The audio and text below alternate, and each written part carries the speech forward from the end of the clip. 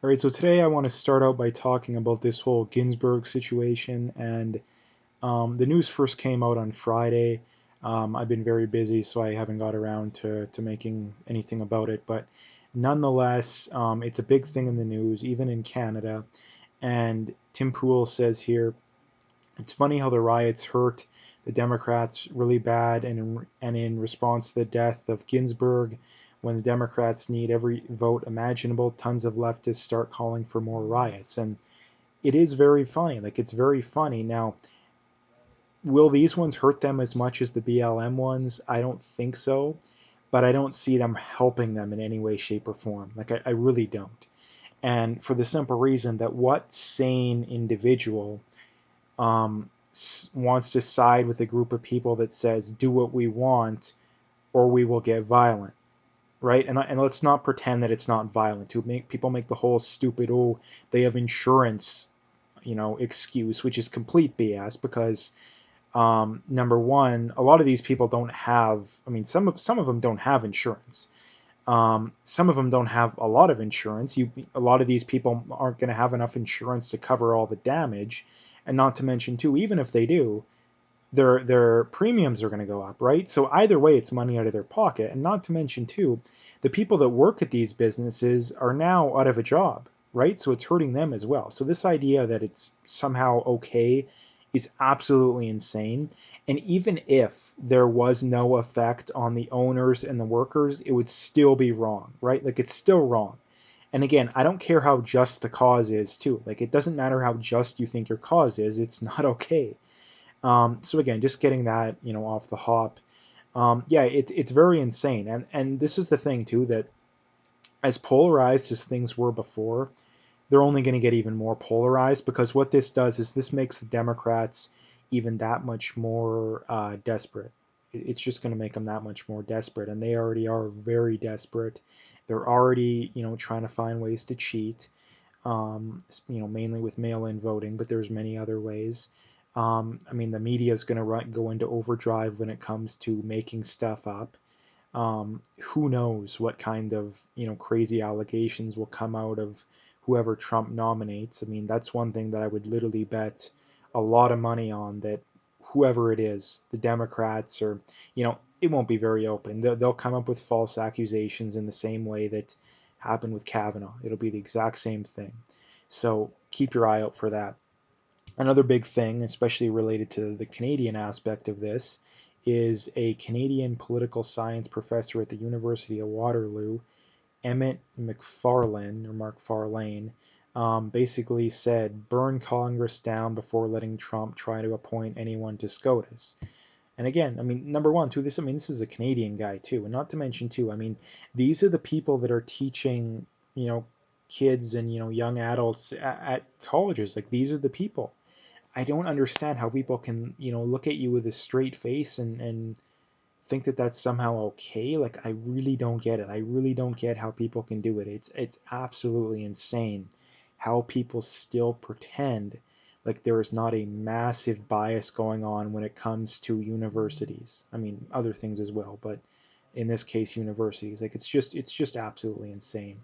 So yeah, this is very crazy, and this is the thing too, that I mean, the Constitution is rather clear when it comes to this kind of stuff. The president appoints them, and there doesn't need to be a waiting process. There's no exception when it comes to election years.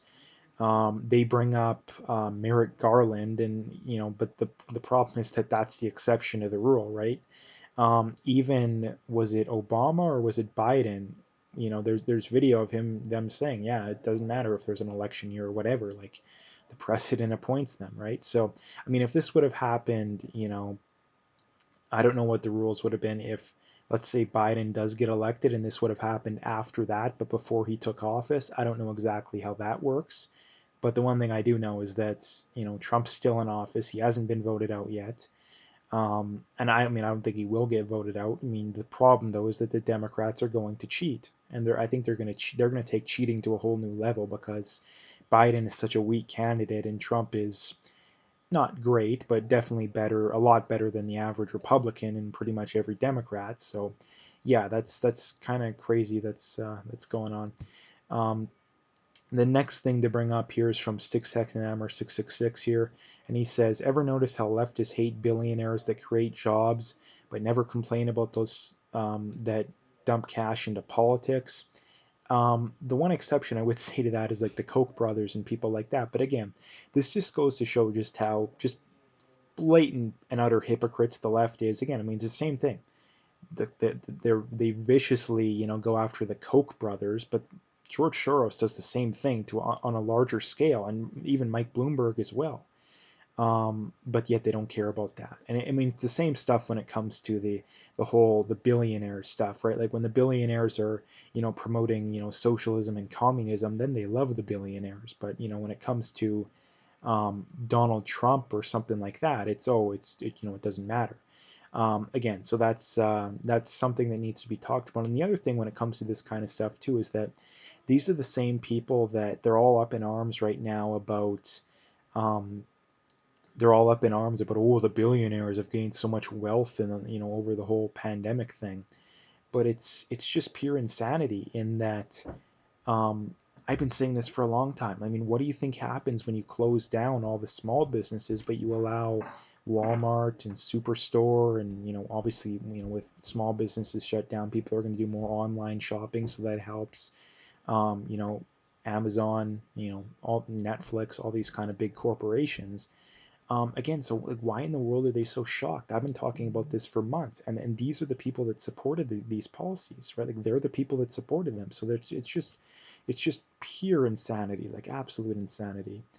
And the last thing I wanted to bring up is this is from Clay Travis, and he says Outkick is pledging 10,000 to add to the reward for the capture of the shooter of the two LA police officers. We challenge other athletes, coaches, leagues, and sports media organizations to match or exceed our pledge. I mean, this is a good thing. I don't know if they've caught this guy yet. I remember talking about it about a week ago when it happened, but yeah, I mean, the fact that these athletes they claim to care about, justice and all this stuff, the fact that they're not talking about this kind of stuff just goes to show that they don't really care. They only care about it when the shoe is on one side of the foot. And the fact that they don't seem to differentiate between actual legitimate victims of police brutality and or racism and ones that clearly weren't, a la Jacob Blake or someone like that. Mike Brown would be another example. Just goes to show again they're not interested in anything sane or just or whatever you want to call it. It is absolutely nothing to do with that. They are interested in virtue signaling, right? I mean, it's the same stuff with China too, right? Like China has one of the worst human rights abusing countries on earth, but yet do they ever criticize China? No, but they'll criticize the states for a fake gender pay gap or some garbage like that. Like again, it's or racism that doesn't exist. I mean, and by that I'm not saying racism doesn't exist. I'm simply saying it doesn't exist in the way they think it is. There is no such thing as systemic racism. It's just not true, and they can never actually provide an actual example of that. They always provide anecdotal examples, or they point out some random correlation and assume it's causation, and they provide no evidence to back up that it's causation. So yeah, the main point here being is that the fact that these athletes, I mean LeBron James in general, and I don't mean, and I don't think these people mean to go after him specifically all the time, but the point being is that he's one of the most high profile athletes on earth. Not to mention too, I think he's got to be worth at least a $500 million, probably more.